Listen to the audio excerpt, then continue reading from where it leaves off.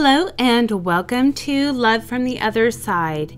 If you have found yourself on this channel, perhaps you too are in need of hope. We bring you stories from around the world of people who have shared their near-death experiences. If you enjoy this type of content, I would like to invite you to be our newest subscriber to Love from the Other Side. And if you hit the bell icon, that will let you know when we upload new content. Today's experience comes to us from Tiffany. Tiffany came from a very strict religious background and never believed in the supernatural. However, all of that changed when a sudden and profound NDE brought her before God in heaven, where she was given knowledge and love beyond understanding. Tiffany describes it as being the best thing that happened to her life. At the time of the NDE, Tiffany was a successful songwriter and record producer in Nashville. Then suddenly, lightning struck her and almost took her life. Here's her story. The last thing I remember about the strike itself was doing an uncontrollable electrical dance as my muscles spasmed and contorted this way and that. I felt no pain. In that split second, I remembered that electrical shocks often stop the heart. So I pivoted around and pushed my chest against the corner of the truck parked there, thinking to start it again. Before I could even put any weight against it, my eyes narrowed and I felt my body slowly slide down the bumper onto the wet earth, and I went black. I found myself standing on nothing, way up in the universe, and there were distant colorful planets all around me. I could see misty pinpoints of stars through my right arm, and when I moved my arm back and forth, it made the stars look wiggly, like reflections on agitated water. I felt dizzy. I had a sense of being able to see not only in front of me, but all around me at the same time. Floating just a few feet from me, I saw a man with a spirit body just like mine, with no wings. Though he was short and had slanted eyes. He spoke to me with a voice that I heard inside my own head, saying, "Don't be afraid, it's okay."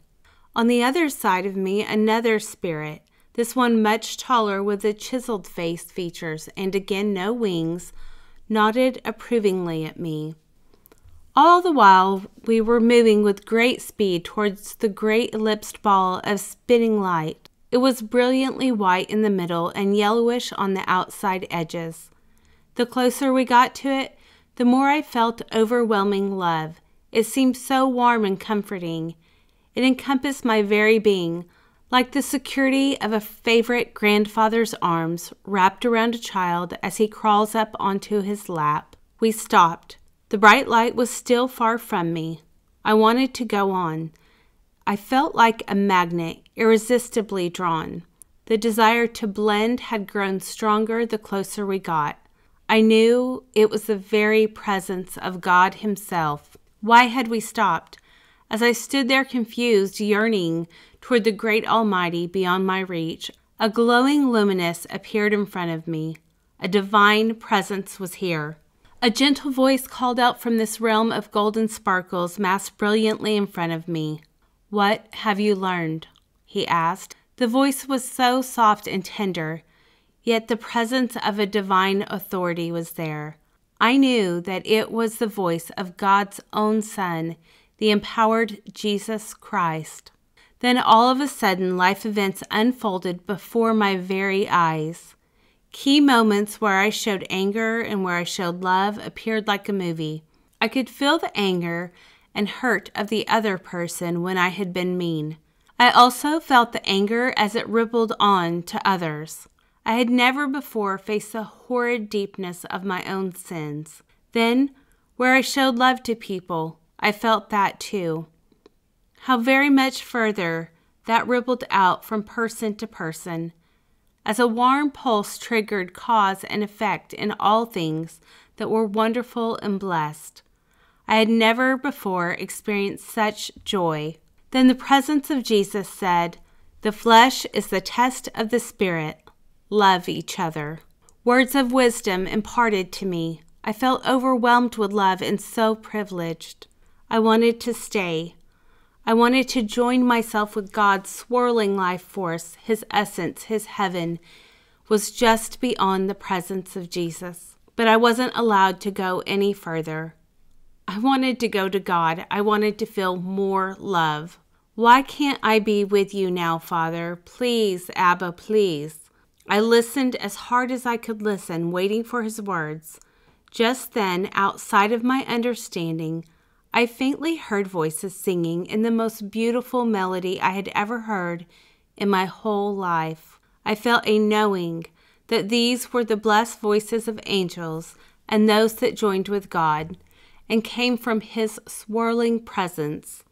I knew it was a praise for the Father, but I just couldn't make out what words they were saying. I felt so sad. I knew I was supposed to go back to Earth. I knew I had to make a better movie, but I wanted to stay. There and then I vowed to be a vessel, to do only his will if he could use me. I absolutely gave myself to him.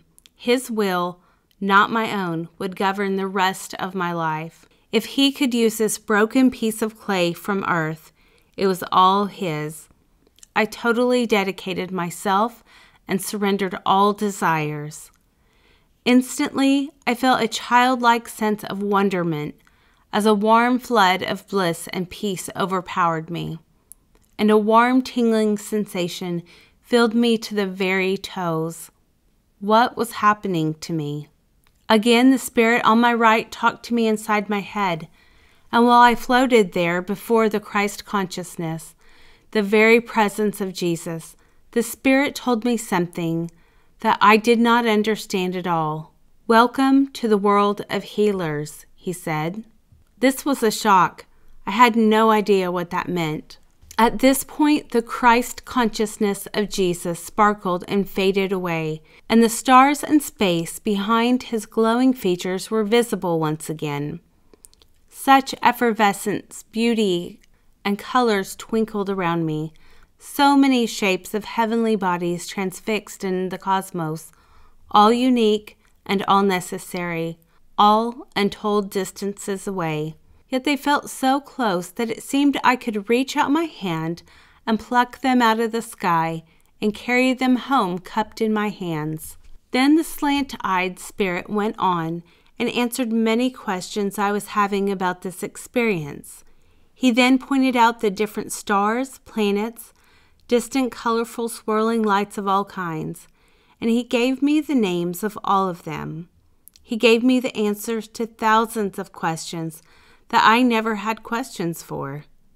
Reams of information seemed to be exploding in my brain like an empty library suddenly being realized.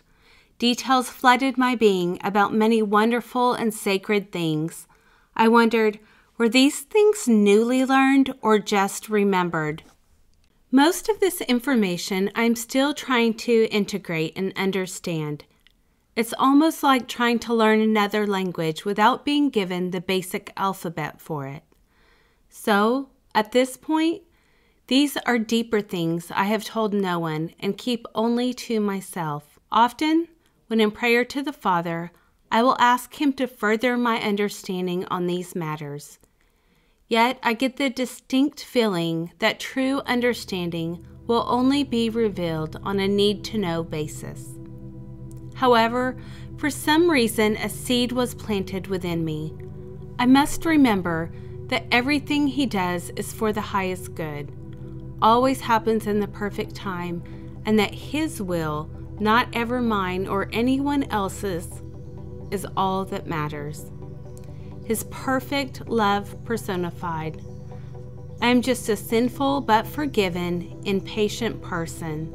But for some reason, a groundwork has been laid within me. I know that if he wants me to share this information later on, he will tell me, and he'll give me the ability to articulate and understand it. The spirit who was speaking to me did not offer his name, and I did not ask. I then felt myself sinking as if I was falling through a bed and was being pulled back. With that, I woke up, my husband shaking me by the shoulders. Somehow my physical body was now lying on the front seat of the truck, although I had let it out in the mud.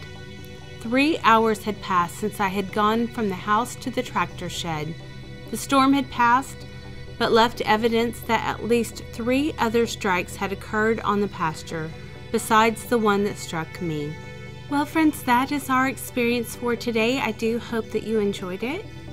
If you would like to read more about Tiffany's experience, she has authored multiple books, and I will put a link in the description section of this video to one of those books. As always, thank you for choosing to spend your time with us. Until next time, God bless.